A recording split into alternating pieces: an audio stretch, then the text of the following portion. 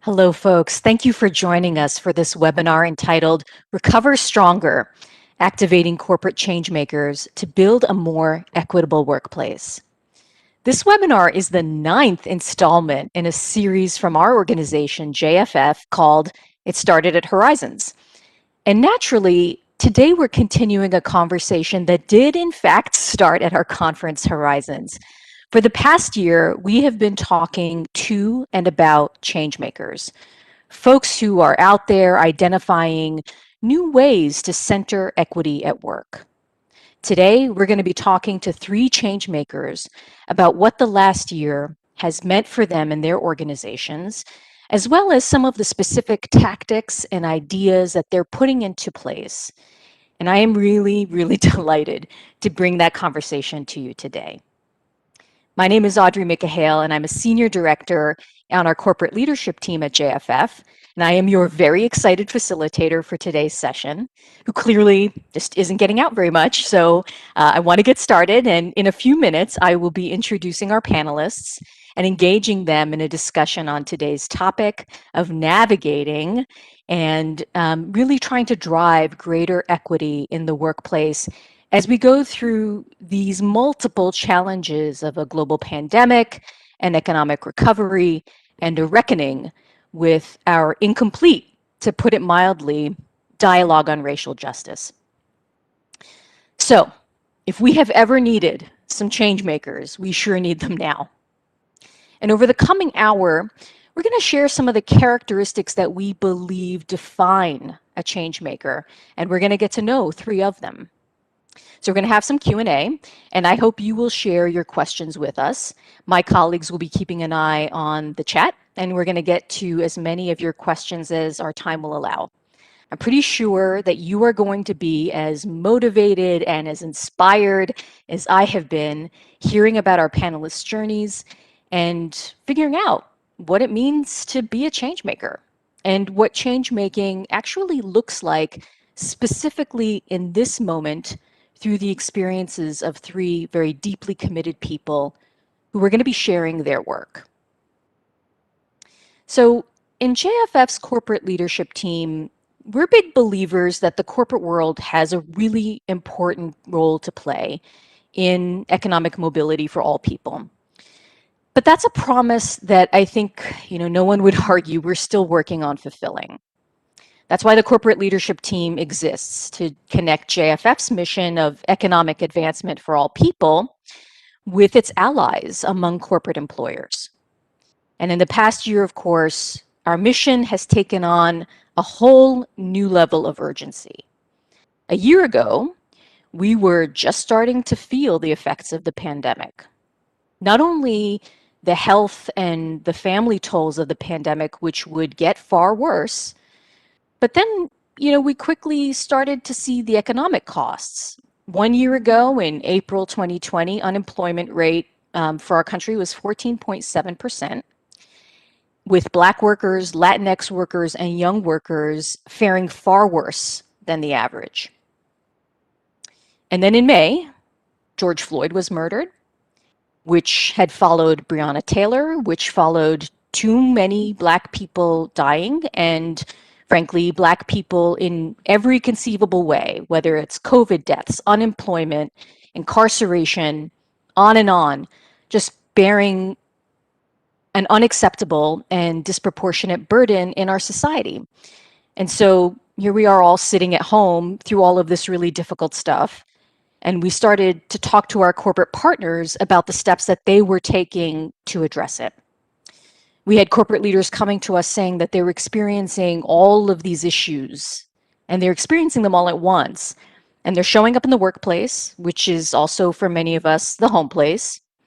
So a pandemic happening at a magnitude that none of us had ever experienced, an economic nosedive that required hard choices. And right at the beginning, we find ourselves at this resurgence of a conversation about racial justice. So the question becomes, how can we respond to all of these things happening at a level of urgency and intensity that I don't think we have ever experienced? So yes, companies have a critical role to play. But when you get right down to it, it's really individual people who identify needs and who agitate and advocate for change. These are change makers. So we define change makers as a community of corporate visionaries across industries and roles who share a common goal, creating a workplace rooted in equity, opportunity, and economic mobility for all.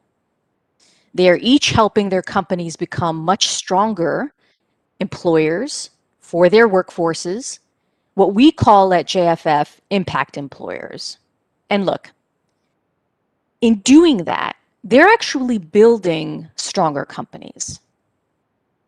Which brings me to the three qualities that JFF believes define change makers. First, goodwill plus good business. So change makers are driven by mission and purpose to create a workplace that emphasizes equity, economic opportunity, and advancement. They get that this is actually good business. They're able, in fact, to see the bigger picture. Second, change makers are boundary breakers. They're self-starters who see opportunities where others see barriers. They take risks. They push the limits of what's possible to build creative solutions to the problems of inequity. And third, they're community-centric.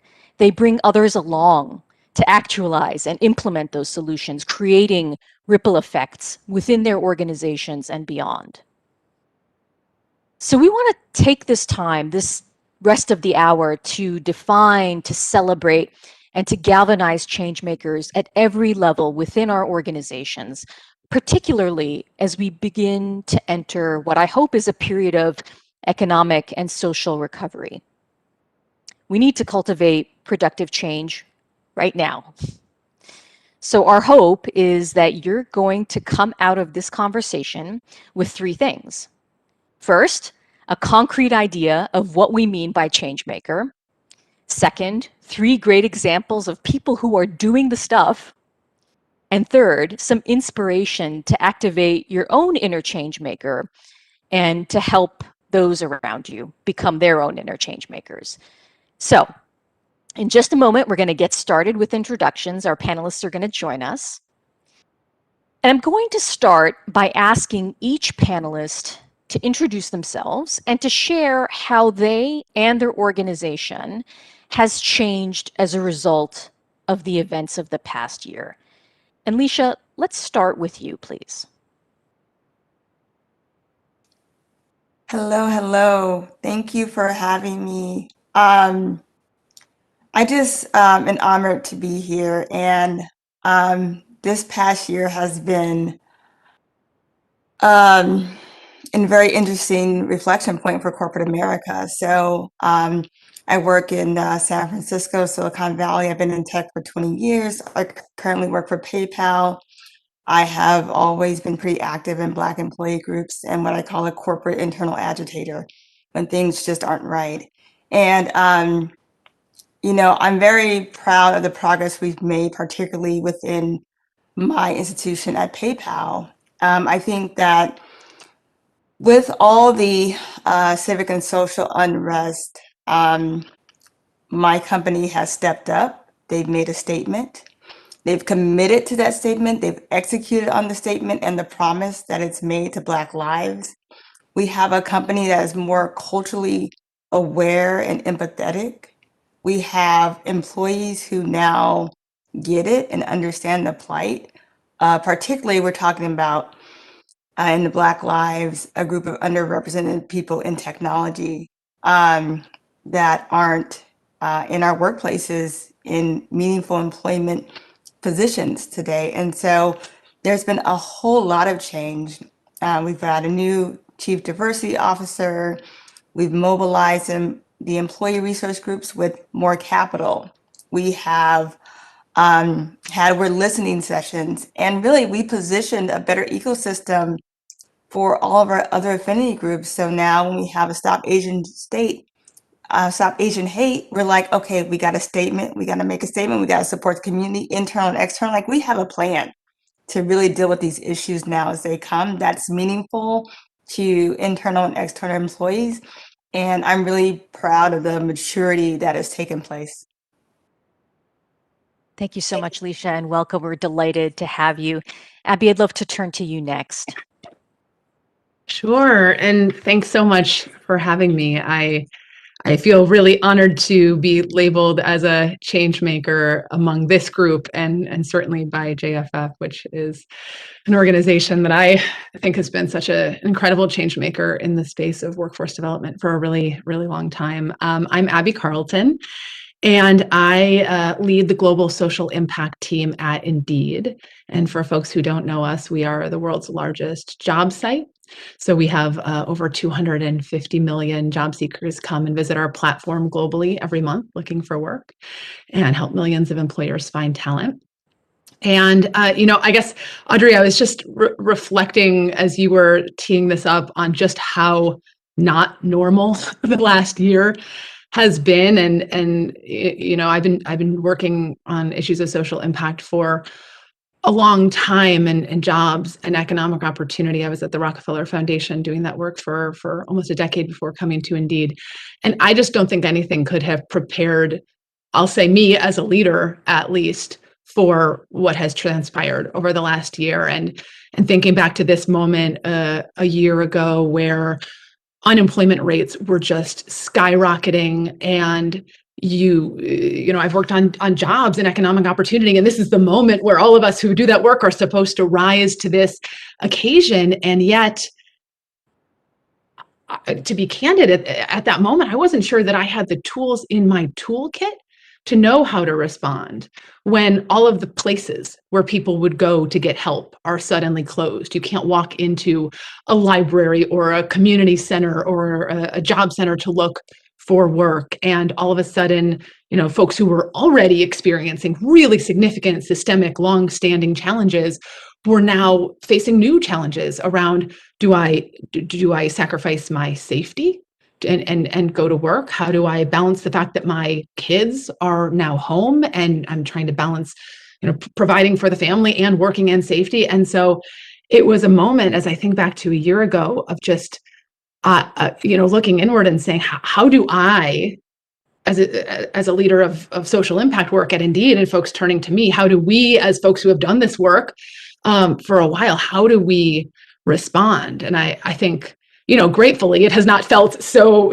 like that for every moment along the way. But I guess I just want to acknowledge that, and just being really grateful for having a community of peers and partners who are working hard on these issues, who I was able to turn to in that moment and say, I'm not sure exactly what to do right now. What are you doing and what are you thinking about? So I guess, this year has changed me profoundly as a leader. And I think I've stretched and grown in new ways, and I'm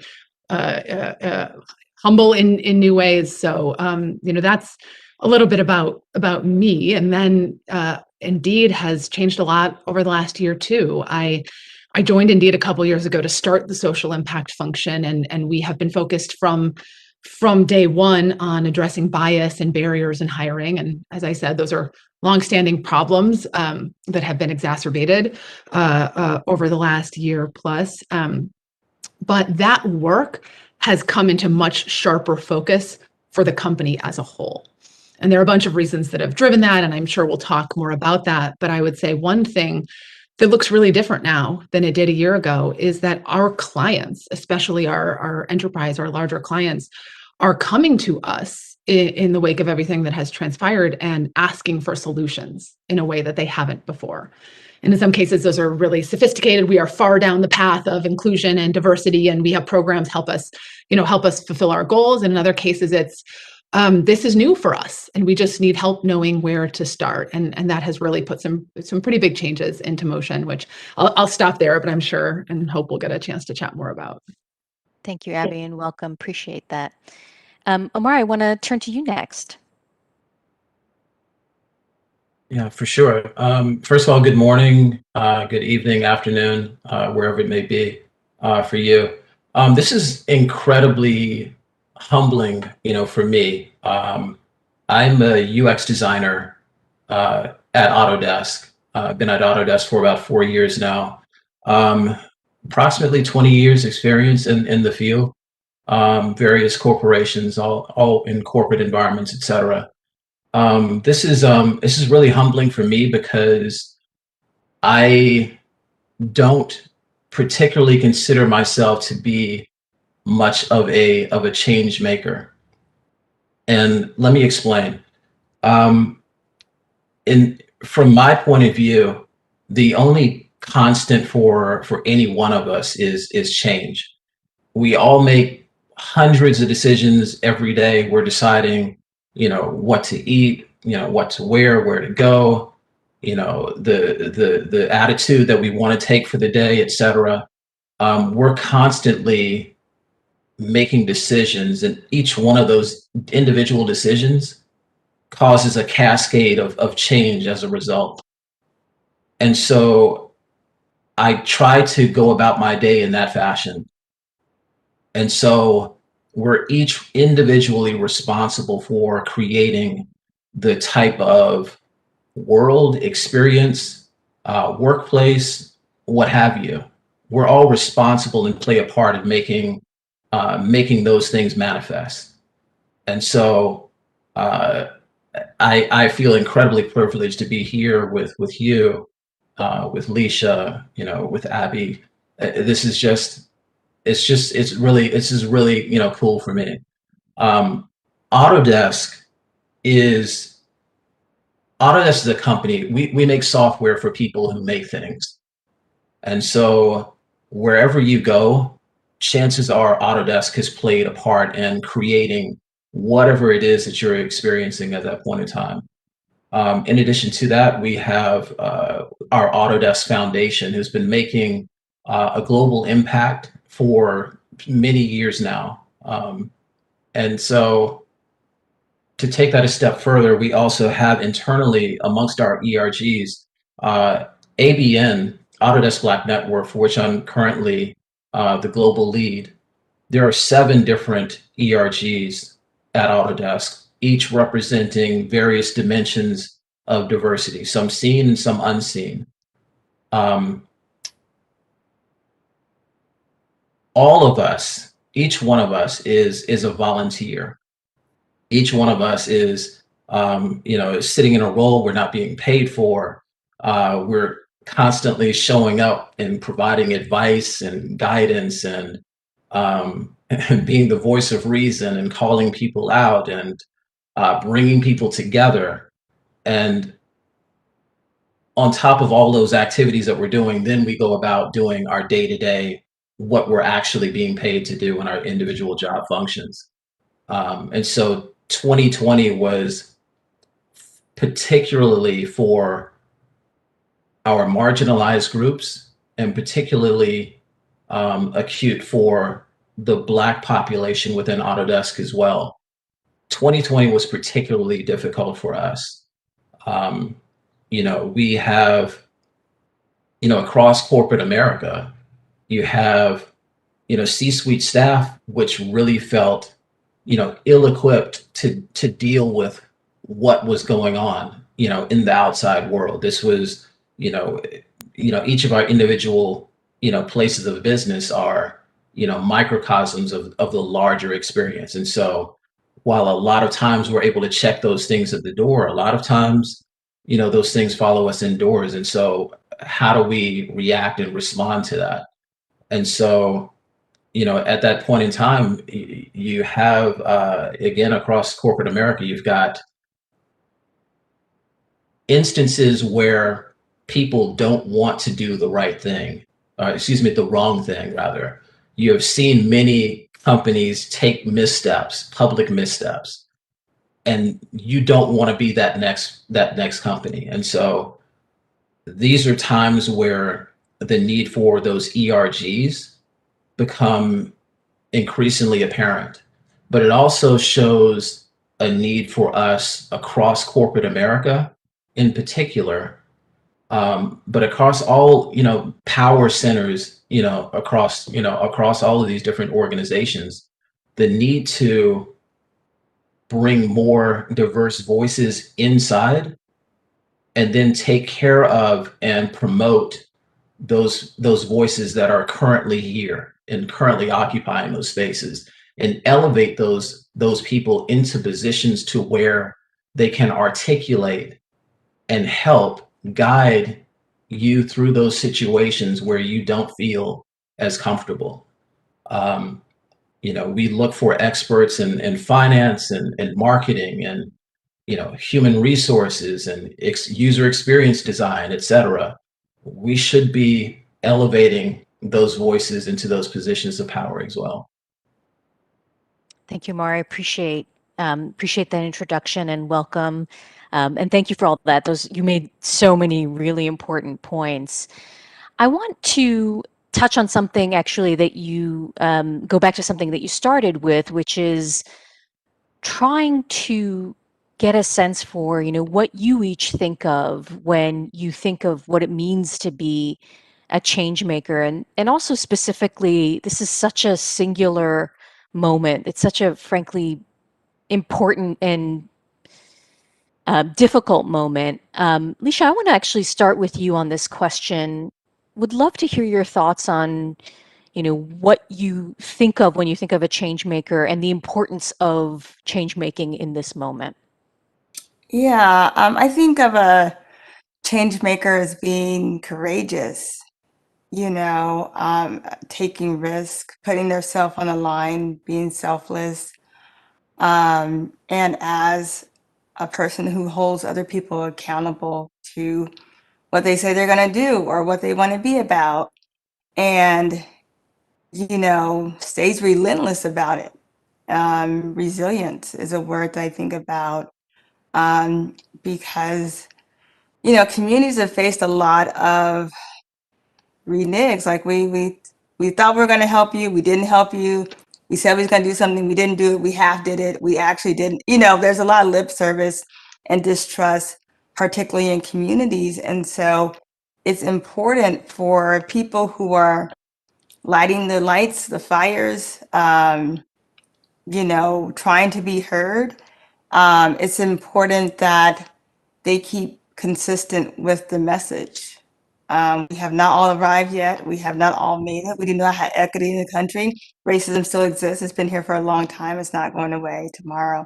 And, staying close to that goal and that prize, and keep reminding people why it's important, because we have these moments. It's like, okay, George Floyd was murdered. Okay, now we have a trial. That's there are moments and they dissipate and they come back and they dissipate. And it's someone who's like, we're still here in this moment. And let me remind you why we're here.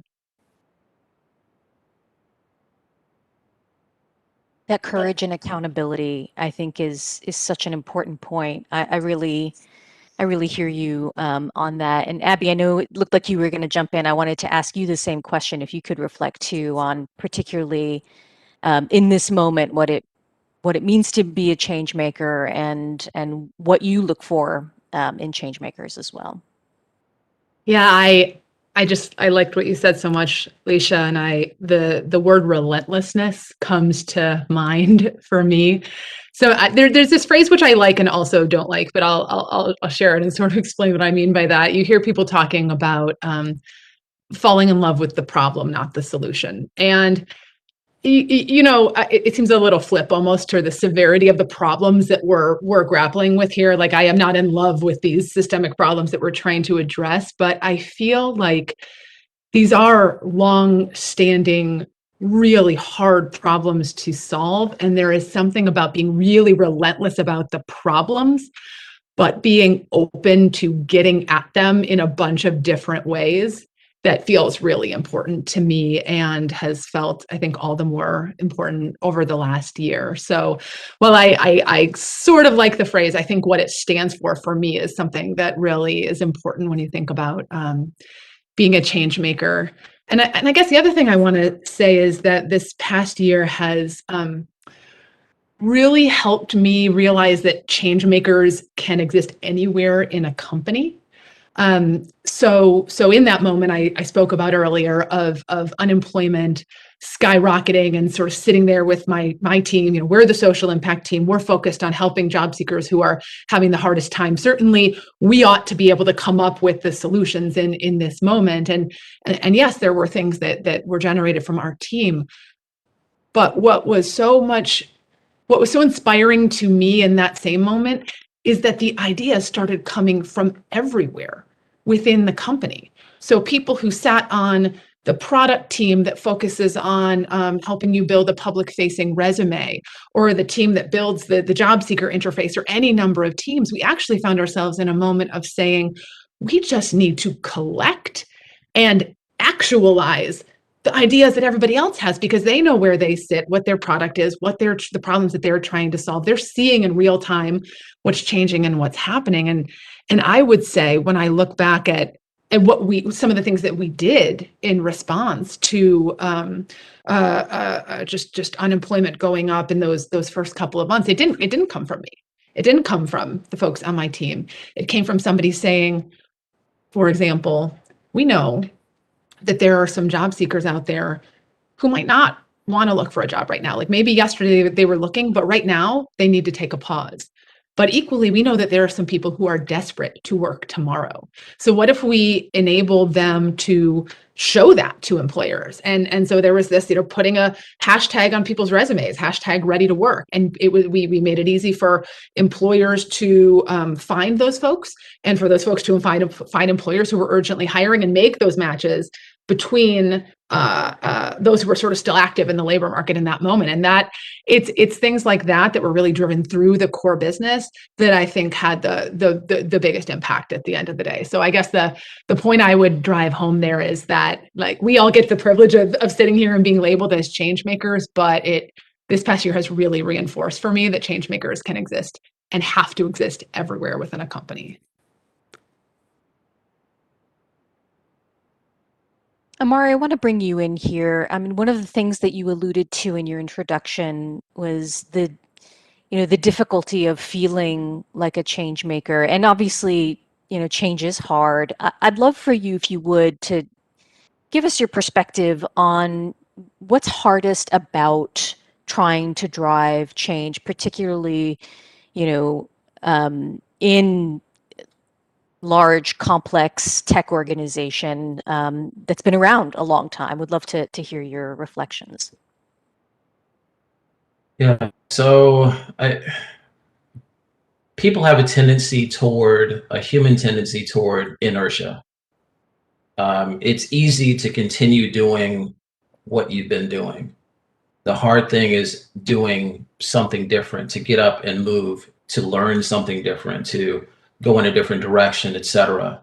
Some of those changes or those pivots can be easy, and some of them are a lot more difficult. For Autodesk in the past year, for example, one of the easier changes to make. Everyone is locked down. People are commuting and going back and forth to work. Everyone is, for all intents and purposes, at home alone, if you will. And it forced Autodesk for us to pivot. Everyone's got their strategic plans and things that they're working toward. And some things, that people have put on the back burner, those become immediate priorities. And so we had to make a quick pivot. And so one of those things was the need for learning doesn't stop, right?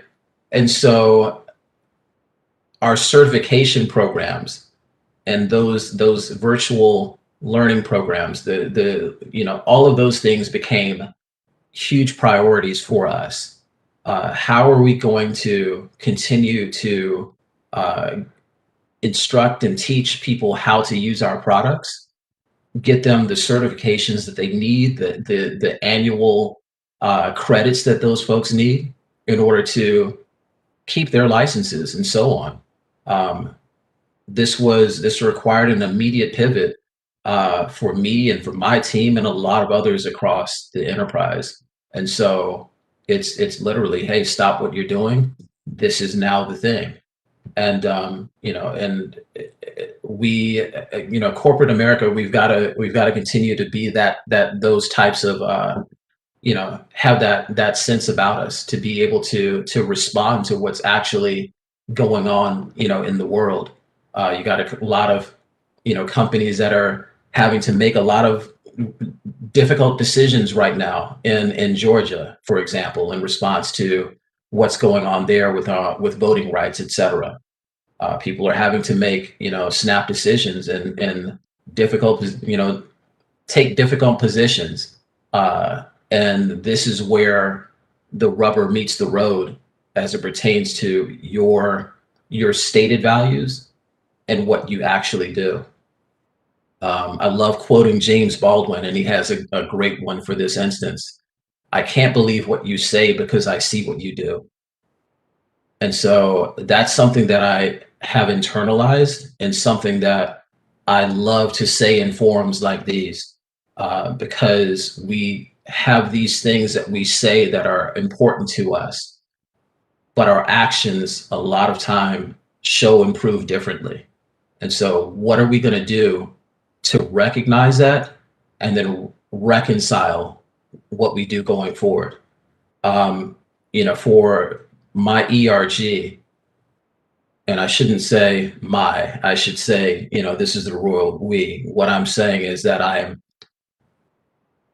I myself as an individual am taking a responsibility for the group that I participate in. And I hope that each and every one of our ABN leaders, as well as our allies, accomplices, co-conspirators within our group, are taking that sort of ownership as well. These are our groups, and we have a responsibility to each other internally, and we have a responsibility to those people in the places where we do business. And so one of the things that ABN has taken upon ourselves to do, and this is something that was in place when I arrived at Autodesk.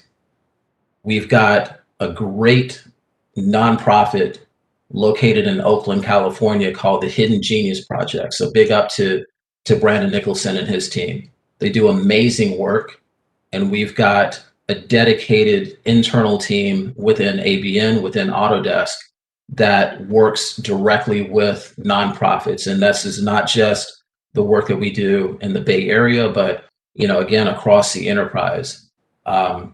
During the pandemic, they reached out to us and we're like, hey, we have a great software product called Fusion 360. Our students, our geniuses would love to learn how to utilize and level up their skills in this software product. What can you do for us? And we collaborated to create a great virtual mentorship program for those students over several weeks, where we sat down with them online and coached them up on using this software product. And so, I'm gonna cut it short because I'm going long.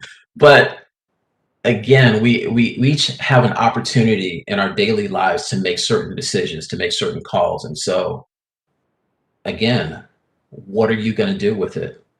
It's not enough to say things. You have to do them. I'm really struck, Omari, by the fact that there are plenty of employee resource groups. They're relatively common at this point. Yours goes well beyond the important work of just creating community and creating spaces.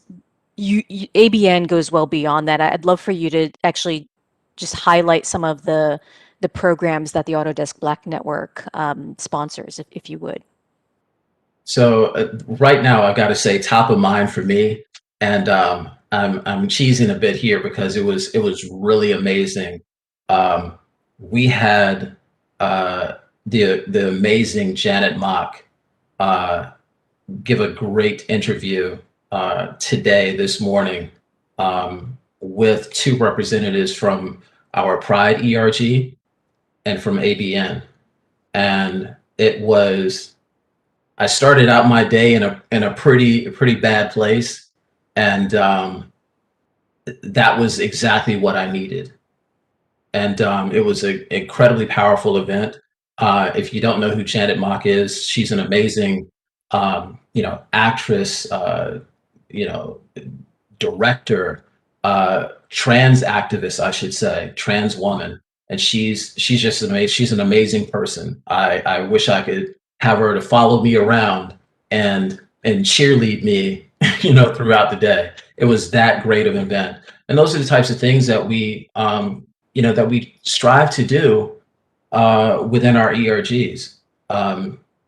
Again, we cut across a lot of different dimensions, and this particular event is a great example of that.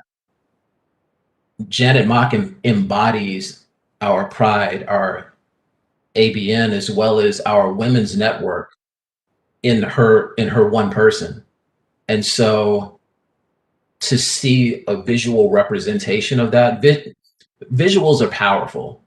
And when you can create those sorts of visuals, it inspires the change that we want to see. And those are the things that we strive to do within our ERGs. I've touched on, the mentorship programs that we have with Hidden Genius Project.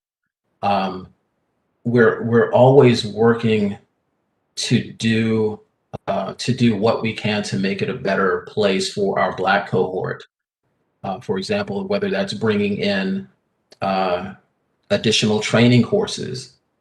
We worked and encouraged folks within our HR organization to open up our McKinsey Black, leadership training courses to more folks within the company, and and so we've had several cohorts to go through, and many more going on now, and that will go on in the future. ERGs are a catalyst for change within your organizations. And to the extent that you can empower those people, our companies will be better off for that. One of the things that's come up repeatedly, and I really want to make sure to highlight it because it's important to acknowledge, is the work. It takes work. You have to make capacity. You have to find the energy for change. And Leisha, I want to turn to you and ask you a little bit about some of the work that you've put in at PayPal and some of the specific commitments that PayPal has made as a result of your effort and the efforts of other folks at PayPal, and just want to hear that story. It's really, really powerful and inspiring. Sure. So I am a leader. Our Black employee group is called Amplify. So we've been in existence, kind of new to PayPal, for about 3 years. And so I was leading the San Francisco team, and had been slowly, I was a new employee, slowly activating kind of the Black employee network and getting engaged. And then the opportunity to change, which was Brianna, which was George, and too many others, really sparked a new set of fires. And, I personally am Black, I'm a woman, was suffering just from COVID isolation, and I'm a single parent, so having a kid at home and keeping my day job, and Black people are dying everywhere. It was just a lot. It was a very intense moment. And while I was suffering and, in a state of depression, my CEO posted a picture doing cartwheels in the street saying, "Hey, times are hard, but life is good. Look at me." And that's what I call white privilege, and the difference between white joy and Black joy. Like we have literally a community that is in despair for many reasons, and a country in despair in a lot of ways too. But our realities are so different. It's like you don't even notice. We don't really see what I see. You're not feeling how I feel. And I felt when I saw that image, I was angry. I was upset. Um, and I activated my voice, and I wrote a letter and a petition that says we're going to stand for something, and now is the time to do it. And we're going to um, not be tone deaf about what's happening in this country and what's been happening in this country. And we sit in a position of privilege. There are companies that profit during COVID. We're a payments company. We're essential. We're one of those people. And how do we activate? This is our time. And I'm really grateful to the entire executive leadership team who decided to take a stand together, through a lot of we're listening sessions. How are you feeling? What can we do? How can we do it? And negotiations, because the work of these groups are internal activation. And, here's what we want. We want representation for marginalized groups. We want to invest in marginalized groups. We want to stand with these voices and amplify this. And so eventually that led to a $530 million commitment to Black lives. And it started with donation to nonprofits, and it started in smaller buckets. And, I was happy that's like, we want a little bit more. We want a little bit more. We want to do more. And we want to be here for the long run. So just really when the exec team and our Black executive leaders came back was like, here's the commitment. I mean, we all were in tears. Like, we've never heard of anything that amazing, that large, that significant. And the entire amount was to reinvest in emerging fund managers, which is venture capital, which is a personal passion of mine. Marginalized groups, it gets less than 1%, particularly women, of the funding. So that was pretty important. It employed the employee resource groups to have more money to execute on what they want to execute, supplier diversity, nonprofits, Black banks, treasury. So it was a really holistic, well thought of strategic plan. And it positioned people like myself, who I now serve on the PayPal Vendors Advisory Board, to help facilitate this change in a meaningful way for people that I care about and the community I care about at a place that I love to work for. So, I am very encouraged about the change that happened within my company, the change that inspired into the tech industry overall, because, we fuel this economy in such ways. We produce more millionaires and billionaires, any other place. And we have this wealth gap. I think I read in the Goldman Sachs report, 90% of Black women are at the bottom of the wealth gap. Like, we have such an intense dynamic and division between what we're producing and what we're churning and how we're cultivating. And we have the people who aren't getting any of that benefit. And so we got to mend the gap between the two. And so I'm really proud of the executives, and most of my executives are white men. And, they took the time to listen and to what the people had to say. I mean, we're a few voices. We're not a majority group in this company by any means, but took time to listen to a minority voice and to stand with us. And I'm really proud of that. That is amazing, and really hopeful and encouraging. And thank you for sharing that, Leisha. And I think, that's another theme that has been coming up, is the importance of listening. I wanted to pull on one of the questions that came in over chat, and it's really about this idea of, what if you, and Omar, you really spoke to this, and Abby, you did as well, this idea of like, you don't have to be at a certain level in the hierarchy of the company. You can really be at any level of the organization to get started. But, do you have any advice for folks who perhaps may not know, what that first step looks like?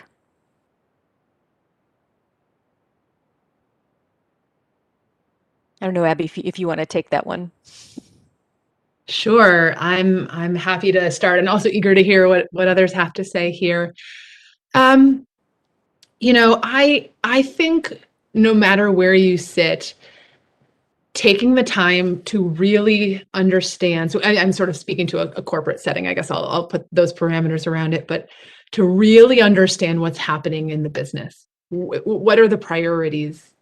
Where is the business going? Where are the winds shifting? What is leadership thinking about? And I think we all get pieces of that from where we sit, but I think trying to get as full a picture of that as possible, and then marrying that with just building relationships and understanding, what's going on the ground with folks in different teams. Because I feel like, at least when I think about my team, and that's certainly guidance that I give everyone who's on my team, you start to be a dot connector, and you start to be a bridge builder, and you start to see things and points of connections and ways to collaborate that maybe other folks aren't seeing.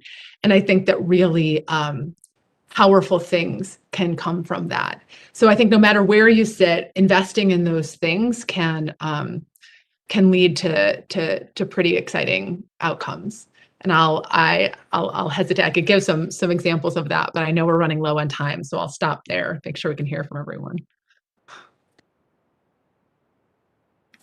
I just want to add about the fear of retribution, because if you're a marginalized person and you're at the bottom, there's a lot of fear of taking a stand because you need your job. And so I want to honor that, and the people who are feeling that way, and honor that my privilege, like, I'm not at the bottom, but I'm not at the top. And, I was able to shepherd a lot of people with me. And even for me, I had my white coworkers on their own accord write a demand letter for what they wanted for Black lives, which took some of the weight off my shoulders. And so I just want to acknowledge, wherever you sit, if you can find a safe way that won't jeopardize your job or your role, if you're not comfortable doing that, to find the allies in your organization that will help you do that, to activate in creative ways, because people have been fired for speaking out. People have been sued. People have been hushed. It does happen. And I want to honor those people who, like, I really want to do something, but I'm so scared, because it's a real thing. And just think of creative ways to honor your voice that is safe for you and your family and your livelihood. So. Alicia, thank you for acknowledging that. That's something that's huge, and it goes missing a lot in a lot of conversations that happen. I'm glad you brought that in here. All of the things that Abby and Alicia have already said are absolutely true, and those are things that I would echo. If I added anything to that, it would be this. Take note of the position that you occupy, and wield your influence in the best way possible in that space that you occupy. If that's just simply acknowledging someone's presence, or giving them space to speak, or repeating something, a great idea that you heard them say in a meeting and it's going overheard, or it's being missed, double down and repeat what that person just said. Amplify that person, give that person space. There are things that you can do in all aspects of life to make things a little bit better for those folks around you. Alicia's already said that it can be difficult for folks to step up, and I've certainly felt that at various times in my career. I think I've been afforded a privileged position in my ABN leadership, in my global leadership of Black ERG within Autodesk. Each of our ERGs have a executive sponsor that sits in the C-suite. Autodesk Black Network's executive sponsor happens to be our CEO. And so there are times where, and this is something that still feels incredibly weird for me, that I've got one-on-ones on my calendar with the CEO, where he and I will sit down and we will, we'll chop it up and we'll talk about what's going on within the company, within the Black cohort, within various different things that happen to be manifesting them within our space. And I think that's great for what goes on, internal to our company, because it gives folks that occupy these marginalized spaces or don't necessarily have access to executives in this way to be given that access. But at the same time, it's incredibly valuable for those folks that sit in the C-suite as well, because you're having the opportunity to hear directly from people that you would normally encounter in your day-to-day within a meeting type of a setting. And so again, for people that sit as the heads of ERGs or various levels throughout different enterprises, you wield your influence in the best way that you can, where you can, and be, to the extent possible, be comfortable being uncomfortable, because that's where the change happens. No one has ever made meaningful change by doing what was really easy for them. And so recognize that and sit in it and be comfortable with it. That is such a good point, Amari. Thank you. Thank you for raising that. And thank you, Leisha, for highlighting the fact that, safety and security are so critical to acknowledge. One of the things that has come up in this conversation is that we're talking about change at multiple altitudes. And I wanted to take a moment to think about and to talk a little bit about, bias and frankly, racism and some of the systemic challenges that we face. And actually, Abby, I wanted to pull you into this conversation, this part of the conversation in particular, because Indeed occupies this unique position as a career website and playing such an important and interesting role in getting folks hired.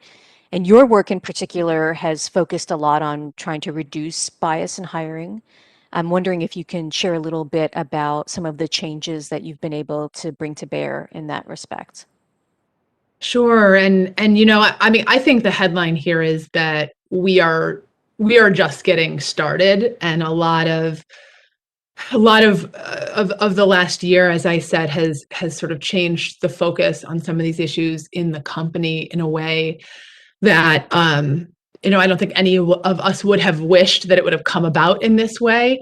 But you also, I think one of the things I've learned in this work is, like, you have to seize the opportunities where you have them. And if this is a moment to really drive forward change on in this way and around hiring practices, then let's sure as hell run as fast as we can while we have the opportunity to do it.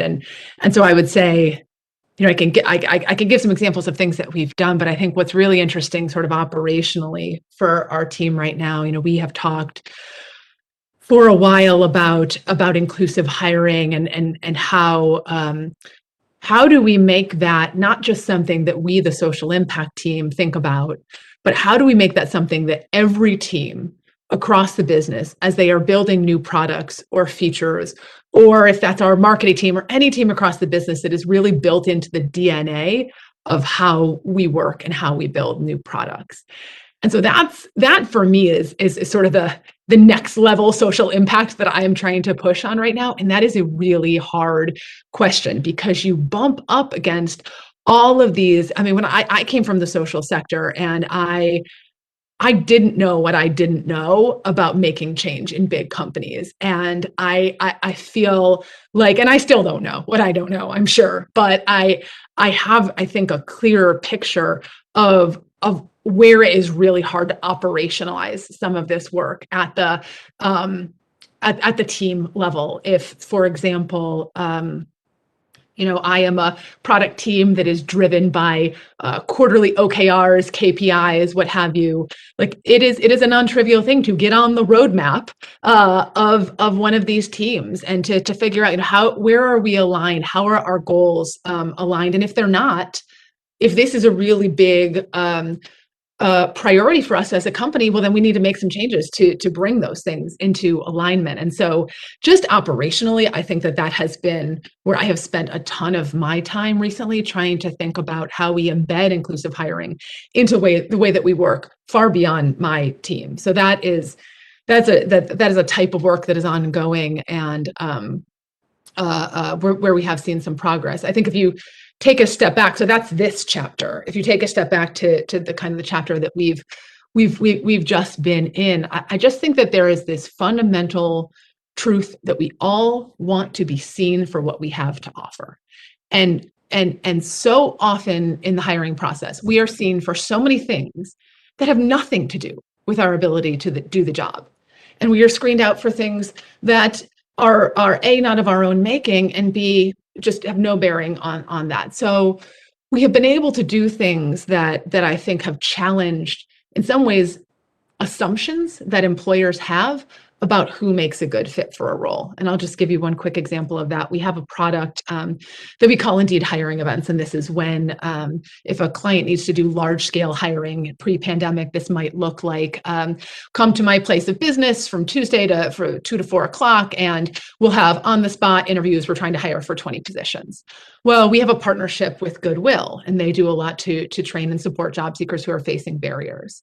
And so we said, well, what would happen if we took one of our clients, and this ended up being many of our clients, but if we took one of our clients and instead of having them hold that event in their place of business, what if we physically located that event in the Goodwill Career Center? And we closed the space effectively from, in this case, I'm thinking of the first client we worked with was a financial services client, a company that may never have considered these candidates going through the traditional process, and candidates that could be a great fit for those roles, but are probably never going to be considered otherwise. And it was so inspiring is not quite the right word, but you could really feel in that moment like you were onto something because you were connecting people who wouldn't have connected otherwise. And our client was thrilled. They were thrilled with the talent pool. They hired tons of people. And so that is a type of solution, first in person and now virtually, that we have been able to expand on. But it is part of a principle that I think is so important here about challenging our assumptions about who's a good fit for a role and creating ways to make matches between employers and our employers and our job seekers that is going to push on some of those systemic challenges that exist in the way hiring traditionally happens. That's awesome. I'm keeping an eye on the clock. I know we just have a couple of minutes left, and I want to give each of you first, with my extreme gratitude and sense of awe at the conversation we've been able to have today. But I would love for each of you to just have a final word, whether that's a piece of advice, a lesson learned, a final thought. And Leisha, I wonder if we could start with you. I just want people to stay encouraged, and I want people to keep fighting, stay resilient, and opt in. We are losing so many people.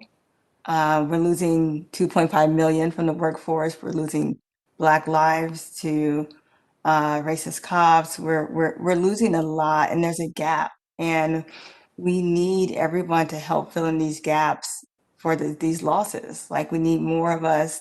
We need more communities coming together. We need more advocacy. We need more resources. We need more access to capital, and we need people to help lead the way. I know it's tiring and it's exhausting, and you might have to lean on other people to help to lead that movement.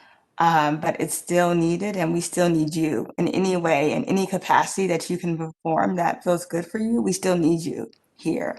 And so I just want to encourage folks to stay committed and recommit. Thank you, Leisha. Mari, I'd love to hear from you next. Yeah, sure thing. So I'll say two things. One, corporate America, business owners, etc. You all, for all intents and purposes, right or wrong, you are citizens. And so as a result, you have a responsibility to your fellow citizens. And you got to decide what kind of citizen that you want to be. And for those employees, those people that that are sitting and watching this, or may watch in the future, or what have you, individually, again, we all have the ability to exercise and wield influence in the spaces that we occupy. Um, for gatekeepers in particular, recruiters, hiring managers, etc., you have a responsibility to create the type of company that you say, and in a lot of instances you feel in your heart that you want to see. You make those decisions on a day-to-day basis.